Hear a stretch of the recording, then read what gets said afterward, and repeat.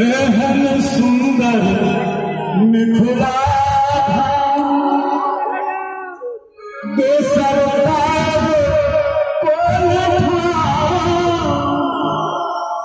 दोसर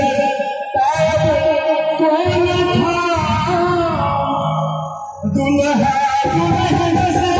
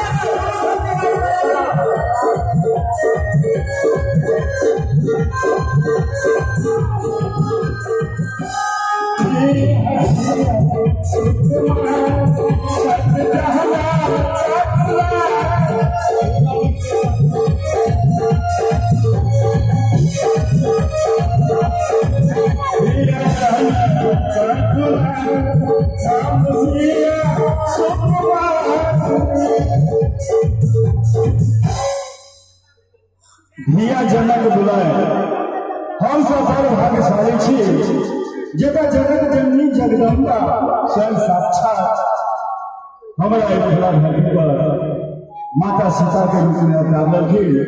हम सब उनका अपन बहिन मानी छियै और ताहिना के हम सब राम जी के पाहुन सेहो रहै छियै। प्रेम से बोलो श्याम रामचंद्र की। हम चाहब सब गोटे एक बेर हाथ उठा दिए। ये बड़ भाग्य के गप छै कि हम सब मिथिलावासी छी। सब गोटे एक बेर प्रेम से बोलो मिथिला की। धिया जनक दुलार नाम सिया सुमार